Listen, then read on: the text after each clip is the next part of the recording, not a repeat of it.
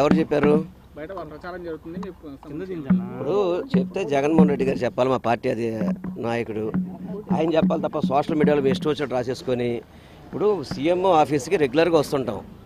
నిన్న నేనేదో కార్పొరేషన్లో టిట్కో హౌస్ల కోసం దానికోసం నేను మా మేయర్ గారు వచ్చి కొంచెం అక్కడ కొంచెం ఫండ్స్ అవసరం ఉంది కాబట్టి దాన్ని అడగడానికి వస్తే ఇష్టం వచ్చినట్టు మీరు రాసుకుంటున్నారు. ఎందుకు అవసరం, ఎందుకు మార్చాల్సి వస్తుంది, ఎందుకు అనుకుంటున్నారు మీరు, ఎందుకు భావిస్తారు ఆ విధంగా?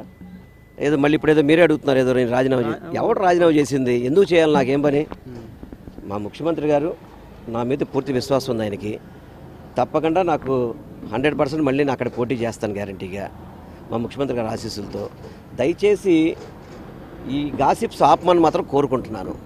నేను సీఎంఓకి అనేది ఎప్పుడు వస్తా, ఇవాళ కాదు రోజు వస్తాను. నాకు పని ఉన్న ఇప్పుడు కాన్స్టిట్యున్సీలో వర్క్లో ఉన్నప్పుడు కంపల్సరీ రావాలి. దానికి ఇక్కడికి వచ్చినంత మాత్రాన నేను యాక్చువల్గా సీఎం గారిని కలిసి దాదాపు 6 రోజులు పైన అయింది. ఇంతకుముందు విజయవాడలో వచ్చినప్పుడు కలవడం తప్ప నేను సీఎంఓలో కలవాలా, ఇవాళ కూడా కలవాలా. ఈరోజు కూడా నేను ఆయన మీద ఇక్కడ సీఎంఓ ఆఫీస్లో పని ఉంది, అధికారులతో కలిసి నా పని చేసుకుంటూ వస్తున్నాను.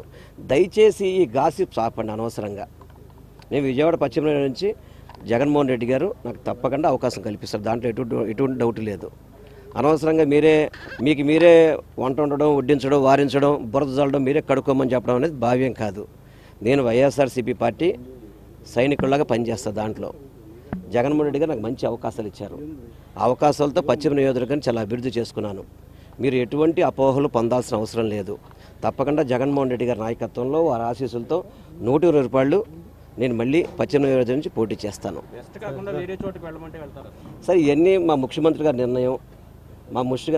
ఏదైతే మా ముఖ్యమంత్రి గారు చెప్తారో ఆ నిర్ణయం శిరసావించడం నా కర్తవ్యం. దయచేసి లేనిపోయిన అపోహలు తీసుకురాబాకండి. సెంట్రల్లో కూడా నా స్నేహితుడు మల్లాది విష్ణునే ఉన్నాడు. మేమందరం కూడా దేవినేని అవినాష్ కానీ, మల్లాది విష్ణు కానీ, అదేవిధంగా మా మేయర్ గారు కానీ, మా ఎమ్మెల్సీ రుహుల్లా గారు కానీ విజయవాడ నగర అభివృద్ధి కోసం అందరూ కష్టపడుతున్నాం. మాలో మీరు ఎవరు కూడా పొరపాటును కూడా ఏమీ తేవాల్సిన పని లేదు. మీ అందరం కలిసికట్టుగా ఒకే టీమ్గా పనిచేస్తున్నాం. మా లక్ష్యం ఒకటే, విజయవాడ 3 నియోజకవర్గాలు కూడా వైఎస్ఆర్సీపీ జెండా రెపరెపలాడాలి. అదేవిధంగా ఎన్టీఆర్ జిల్లా పార్లమెంటు కూడా 7 నియోజకవర్గాలు గెలవాలనేది భావంతోనే ముందుకెళ్తున్నాం. దయచేసి కొన్ని టీవీలు దయచేసి అపోహలు ఆపండి. దయచేసి మీ యొక్క రేటింగ్ కోసమనో మా జీవితాలతో మీరు ఆడుకోబాకండి. దయచేసి మీరు అందరూ కూడా మీకు విన్నపిస్తున్నాను, ఇటు మీరు చెప్పిన ఏవి కూడా నిజాలు కాదు. నేను చూసే కొన్ని టీవీల్లో ఇష్టం వచ్చినట్టు రాసేస్తున్నారు. మమ్మల్ని పిలిచేశారు, మాట్లాడేశారు, తీర్చేశారు. ఏదైనా ఉంటే అధికారికంగా మన సీఎంఓ నుంచో వైఎస్ఆర్ పార్టీ ఆఫీస్ నుంచి వస్తుంది. ఇవన్నీ కూడా గాసిప్స్ నమ్మొద్దు అని చెప్పి రాష్ట్ర ప్రజలకి మీ ద్వారా కూడా కోరుకుంటున్నాను. చెప్తారంటే ఉమ్మడి కృష్ణా జిల్లా కానీ అన్ని జిల్లాల్లో మార్పులు ఇంత స్థాయిలో చేయాల్సిన అవసరం ఎందుకు వచ్చింది? జగన్కి భయం పట్టుకుంది తెలంగాణ ఎన్నికల తర్వాత అనేది ప్రధానంగా టీడీపీ చేస్తున్న ఆరోపణ. చంద్రబాబు కూడా మనకు కామెంట్ చేశారు. సరే, చంద్రబాబు నాయుడు ఏ రోజు కామెంట్ చేయలేదు. పవన్ కళ్యాణ్ చంద్రబాబుకి ఒకటే జయం. ప్రతిరోజు జగన్నామ స్మరణ తప్ప ఏం మాడతారు వాళ్ళు? ఈ రాష్ట్రానికి 14 ఏళ్ళలో ఆయన చేయలేని పనులన్నీ జగన్మోహన్ రెడ్డి గారు చేస్తున్నారని వాళ్ళకందరికీ కూడా దుఃఖంగా ఉంది. నేను ఒకటే చెప్తున్నా, రేపు రానున్న రోజుల్లో 175 నియోజకవర్గాలు గెలుపు మీదే మా పార్టీ కానీ, మా ముఖ్యమంత్రి గారు కానీ, మా నాయకులు పనిచేస్తారు తప్ప ఇటువంటి చంద్రబాబు నాయుడు, అదేవిధంగా నారా లోకేష్, పవన్ కళ్యాణ్ మాటలు పట్టించుకున్న పరిస్థితి మా పార్టీ కానీ, మా పార్టీ నాయకులు కానీ, రాష్ట్ర ప్రజలు కూడా పట్టించుకోవట్లేదండి. ఎక్కడ రాలేదు.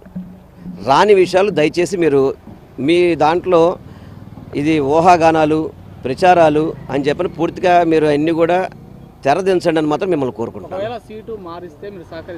నేను ఒకటే చెప్తున్నా, గౌరవ ముఖ్యమంత్రి గారు ఏ నిర్ణయం తీసుకున్నా ఆ నిర్ణయాన్ని కట్టుబడే వ్యక్తిని నేను.